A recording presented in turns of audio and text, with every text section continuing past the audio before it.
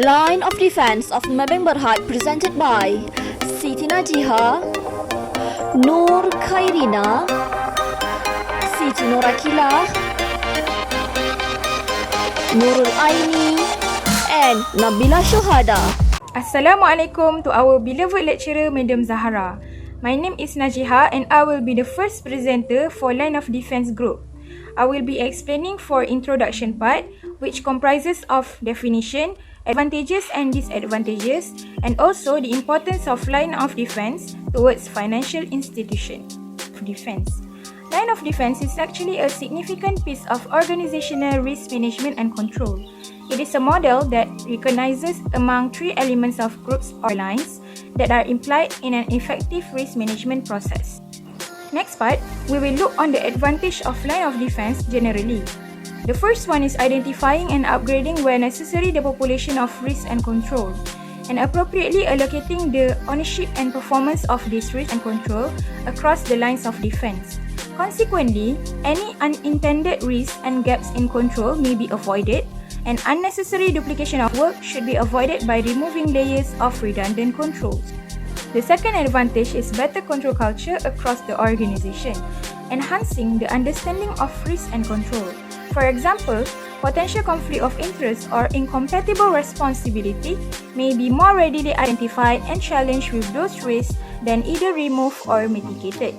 The third advantage is refined reporting to the board and executive management. Coordinated approach to providing timely and insightful reporting, avoiding potentially duplicative and irrelevant information. So, what is actually the disadvantage of line of defense? The first one is unclear roles and responsibilities. One common problem while implementing the framework is that the principle adopted by organizations do not in practice cascade down into detailed job description that are understood by everyone across the three lines. This creates employee confusion, dilute individual accountability, and leads to false sense of security. Next one is lack of knowledge and motivation at the first line. A second common problem is insufficient emphasis being placed on the first line responsibility in managing the risk and implementing corrective actions. All lines have equal stake in the fate of organization, and it is unreasonable excuse to cite the fundamental lack of knowledge and motivation at the first line to be the reason for the second line to take more responsibilities than the first line. The third disadvantage of line of defense is natural conflict between the first and second line. A common problem is rooted in the natural conflict that occurs between the first and second line. The genesis lies in the natural order that the first line will always want to take on more risk, while the second line will always want to keep risk below perceived threshold of tolerance.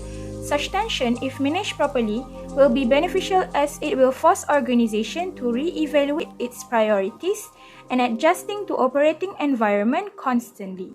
Next part, we will take a look on the importance of line of defense for financial institution.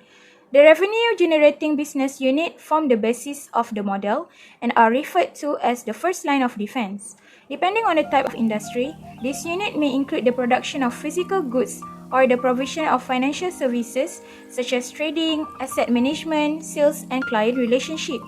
The intention of the model is to assign the basic control and risk management responsibilities to this first line of defense. If the control system outlined in the first line of defense become ineffective or absent, the second line of defense become important. It comprises various risk management and compliance functions such as finance, compliance, risk control, model validation whose key duties are to monitor and report risk-related practices and information, and to oversee all types of compliance and financial controlling issues. We came to the last part of the importance of line of defense.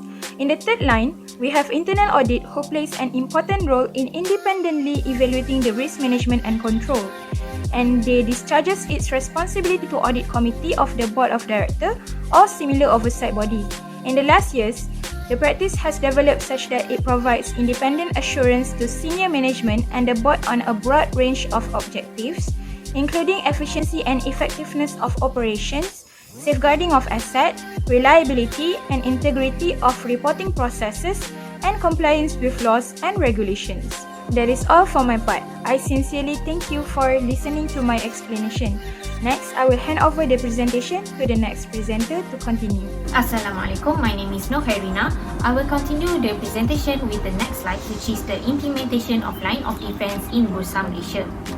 According to the annual report 2006, Bursa Malaysia Berhad had begun to adopt line of defense as a structural framework for risk governance and management, where the board function is to approve the risk management policy. Supporting regulations, procedures and standards are also evaluated annually to ensure that they continue to provide adequate guidance for Bursa Malaysia's activities. The initial line of defense concept since 2006 for Bursa Malaysia, as shown here, was enhanced to a more complicated structure based on their expansion in the management and operations up until recently. Currently, Bursa Malaysia uses the line of defense as one of their main features of the risk management framework, which includes established and clear functional responsibilities and accountabilities for risk management. This can be seen under this diagram. Furthermore, by using several risk management frameworks and guidelines in their operations, a centralized risk management function was formed under the Risk and Compliance Division. This division will be in charge of providing oversight, setting directions, defining policy and providing assurance for all types of risk management frameworks and guidelines that they will follow before the internal auditor performs their duties in the third line of defense. This can be seen under the diagram. According to the Sustainability Report 2020, the line of defense concept has also evolved into a tool for monitoring fraud, bribery and corruption in their respective business divisions. Now, let us continue with the background of the company that we have chosen, which is Maybank Berhad. Malayan Banking Berhad is the holding company and listed entity for the Maybank Group with branches in Malaysia, Singapore and other international financial centres such as London, New York, Hong Kong and Bahrain. Maybank was founded in 1960 and is now the largest firm on the Malaysian Stock Exchange by market capitalisation on Bursa Malaysia. It is ranked the first among Malaysian listed firms and among the top 500 companies in the Forbes Global 2000 ranking of the world's leading companies. Commercial banking, investment banking, Islamic banking, offshore banking, leasing and hire purchase, insurance and many more are among the products and services offered by the Maybank Group. Maybank's objective is to humanize financial services in Asia by providing people with access to financial services on fair terms and reasonable price, and to be at the heart of the community at all times. Maybank's key overseas subsidiaries are PT Bank International Indonesia, Maybank Philippines Incorporated, Maybank Cambodia PLC, Maybank PNG Limited in Papua New Guinea, and Maybank International Limited in the offshore center of Labuan. The major operating subsidiaries are Maybank Islamic Berhad, Maybank Investment Bank Berhad, Maybank Kim Eng Holdings Limited and Etika Insurance Berhad. Maybank also has associate companies in Pakistan through 20% owned MCB Bank and in Vietnam through 20% owned Anbin Bank. For this group project, our line of defense will be focusing on Maybank Islamic Berhad and Maybank Investment Bank Berhad. That's all from me. I will hand over to the next presenter. Assalamualaikum warahmatullahi wabarakatuh and greetings I dedicate to Madam Zahara and also my fellow lovely friends. So, my name is Siti Nur Akila Majid Rahmat and I will proceed with the next part of this presentation, which involving the line of defense model under Maybank Islamic Bank. So, Maybank Islamic governance model establishes a transparent and effective governance structure that encourages active participation from the board of directors and senior management in order to maintain a consistent risk perspective. So, the government model tries to provide accountability and ownership while allowing for acceptable levels of independence and separation of responsibility between the lines. So we go to the first line of defense. So Maybank Islamic Bank first line of defense is comprised of risk-taking units, which include business, frontline and support units charged with managing day-to-day risks associated with the bank operations, activities and risk exposure that ensure the company follow the risk strategy, risk tolerance, risk appetite, risk framework, rules and procedures that have been established, and to guarantee that effective risk oversight, implementation of risk framework, policies and procedures and clarity in the risk management process are all in place. Alright, so for the second line of defense, it involving with the three functions. The first one is MIB compliant function. Second one, MIB Sharia advisory and research function. And the last one is MIB risk management function. So we go to the first one first, MIB compliance functions. So this line that will work with MIB compliant function is involving with establishing and compliance framework and policies by providing advice and guidance on all aspects of regulations and monitoring the effectiveness of non-compliant controls embedded in a business, such as the risk of non-conformity or non-compliance with the applicable law and regulation, as well as internal regulations. So this line of defense also entails the assisting with the development and executions of the existing compliance framework, rules and tools. Then we have MIB Sharia advisory and research function as to guarantee that all structures, terms and conditions, legal documentation and operational process flow and procedures comply with Sharia. Then we have MIB risk management function that sets the risk framework, policies and process to identify, assess, control, mitigate, monitor and report all risk types that are encountered in the day-to-day operations of the organizations. So it also in charge of communicating risk strategy and raising risk awareness within the company. So it will also offer advice on how to apply the established risk management framework, policies and tools into action. Then lastly, for the third line of defense.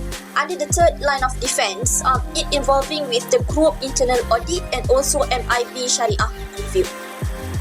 So firstly, let we take a look at on group internal audit first. So its purpose is to provide reasonable assurance through regular and independent assessment and validation that the risk management and compliance framework, policies and tools are sufficiently robust and consistent with the regulatory standards, that risk management and compliance control are adequate and effective executed by the risk-taking units, and that the risk control units have adequate oversight over the risk-taking units.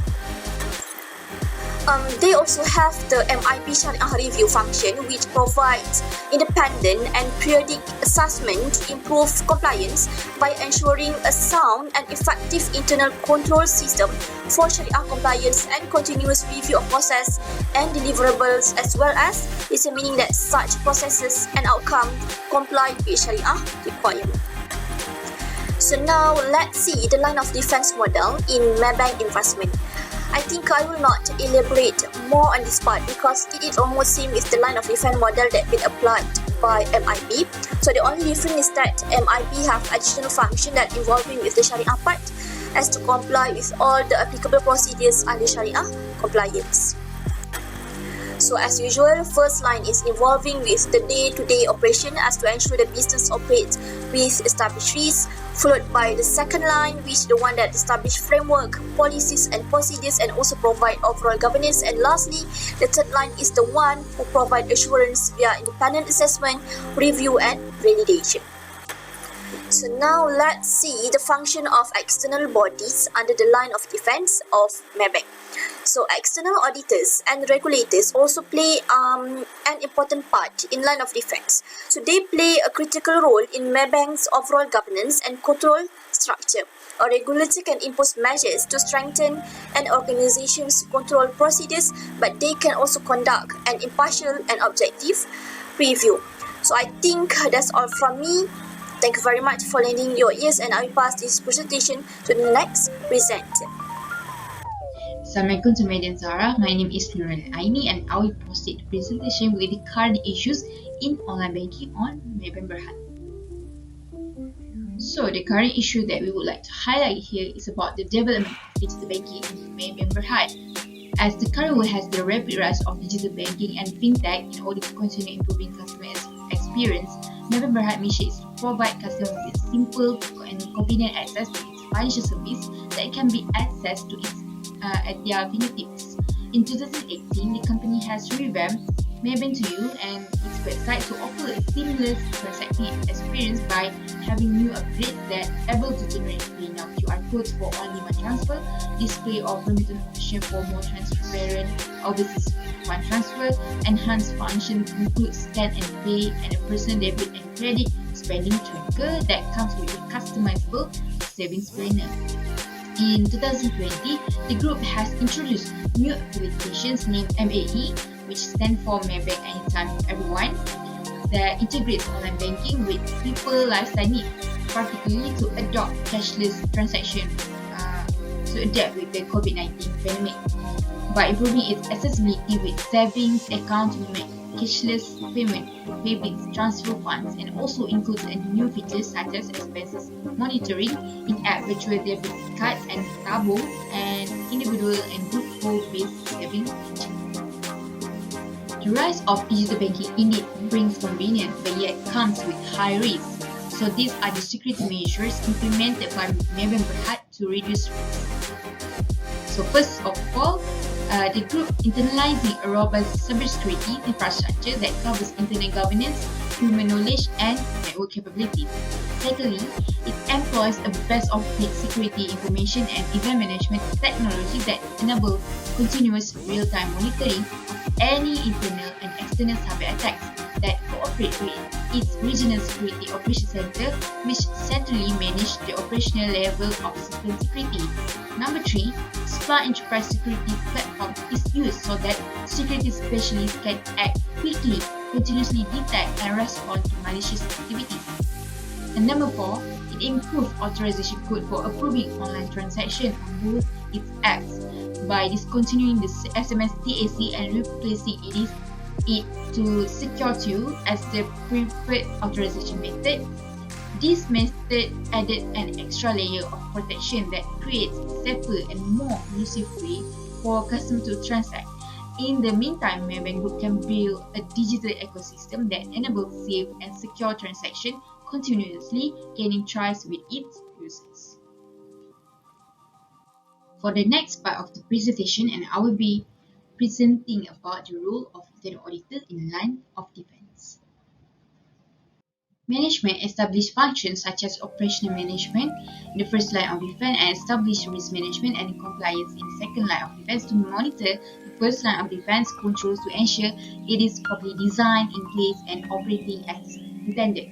However, even though the second line of defense serves a vital purpose, it cannot offer truly independent analysis to governing bodies regarding risk management and internal controls. Therefore, the internal auditor will provide the governing body and senior management with comprehensive assurance based on the highest level of independence and objectivity within the organization. So, first roles of internal auditor in the line of defense is to provide assurance on the effectiveness of governance, and secondly, to provide assurance on the risk management and internal controls, and thirdly, to be reporting to senior management and to the governing body, and lastly, the most important part is to maintain its independence and professionalism adequately and competently. That is all from me, and I will give this presentation to the next presenter. Thank you. Thank you, Nuraini. Now let's move on to conclusion part. Line of defense likewise can give viable approach to upgrade into changes on risk management and control by explaining fundamental jobs and application inside the line. Maybank Berhad is utilizing line of defense model as their base layer to assign the roles and responsibilities in their risk management structure. Maybank Berhad shows they have a solid capacity to moderate or deal with the risk by rehearsing the line of defense model as progressing risk management approach and support the exercise as an everyday practice in the recent business environment that exposed to uncertainty environment. The job of internal auditors likewise can give more provision in the light of the fact that as the third line of defense, a considerable lots of principal issue may be disposed in the beginning phase in first line and second line of defense. Now let's go to the last part of this presentation, which is recommendation. To strengthen the first line of defense, Maybank could build a better system of collaboration, start with strengthening the first line of defense and shifting its viewpoint from a compliance focus to a true risk management focus. That means not just focusing on compliance specification, but taking a true list of all prospect risks that Maybank Berhad may face across all facets, including operational, cybersecurity, privacy, third party, and reputational risk. For the second line, Maybank needs to make sure all frameworks and regulation procedures and policies are being followed to avoid any legal action by authority, especially the government bodies. Maybank also need to make sure that an expertise is assigned on the second line of defense to ensure the right laws and regulations are being established and followed.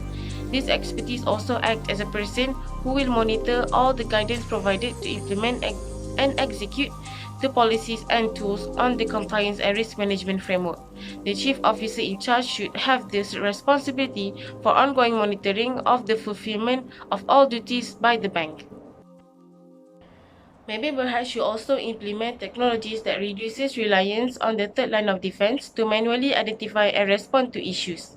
By setting up automated triggers that will send alerts or generate automated responses when a certain risk factor is elevated, maybe Berhad can reduce manual labor and around repetitive tasks and reduce the likelihood of human error. By pairing technology with human analysts to corroborate data and dig deeper into potential issues, it can ensure that the specialists are spending their time on the strategic analysis that they are best at. That is all from us. Thank you so much and Assalamualaikum.